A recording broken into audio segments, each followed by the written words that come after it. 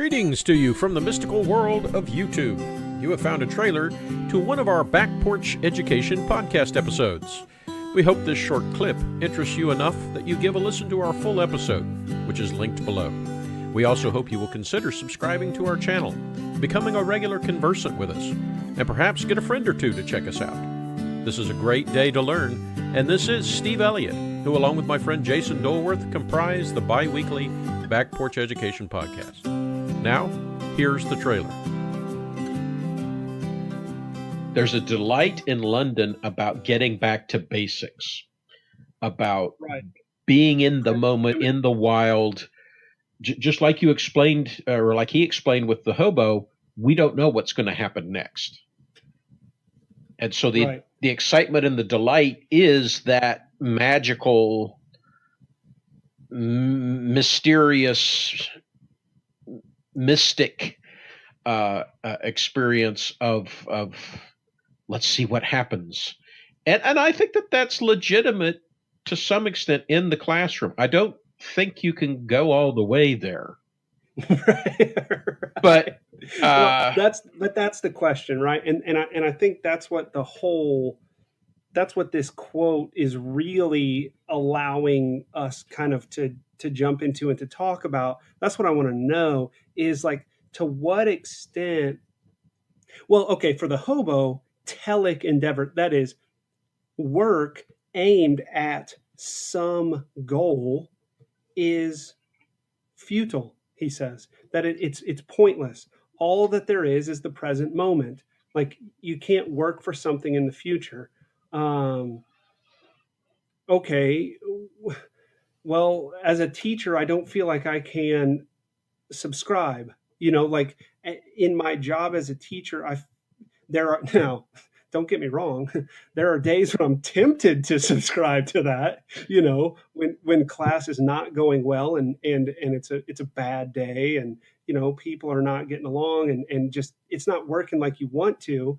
Yeah, you're tempted to say that any working towards an end is futile.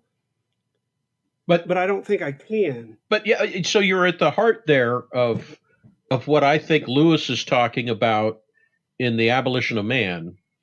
Mm-hmm. When he, in his chapter in Men Without Chess, he's talking about this modern tug of war that we've caused for ourselves when we get rid of the chest.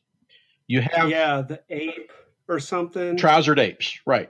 You have the trousered ape. You have the rational, logical, sort of intellectual man, who has destroyed education these days by believing that it's all reduced to data and a correct curriculum, and that if we would simply do thus and so, we would get what we're looking for. Right. And most of us, most Americans, I think, post-60s, kind of go, hey, you're trying to fit me into some sort of a box. And if I don't fit into your little tiny box, I'm going to get, kicked out of it. Yeah, that's not education. So Lewis says there's the intellectual computer who everything must be planned and logical, and it's completely telic. Yeah, right. Good. Right. Okay, perfect. Right. And then down below, he puts it in our belly, which is where the Greeks and the Apostle Paul put it. Remember, Paul condemned, was it the Colossians? Their God was their belly? No, not the Colossians. They're awesome. The Corinthians, wasn't it? Well, I'll look it up, and so we'll sound smart. So this is like some people do this with podcasts. This is like a quiz.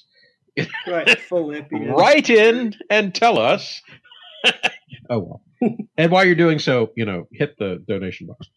Anyway, so the people whose God is their belly are the people who completely controlled by their appetites, by their feelings, by what they want to do in that moment. These are the paratelic people. Again, somewhat of a caricature. Sure. But they only ever do what feels right at the moment. Mm-hmm, mm-hmm. And he says, of course, God's given us a heart, a seat of harmony this place that instructs, a conscience is the correct term for it. We hope you enjoyed this trailer of the Backporch Education Podcast. Please subscribe, share, and listen to all our discussion of the wide, wonderful world of education. See you again soon.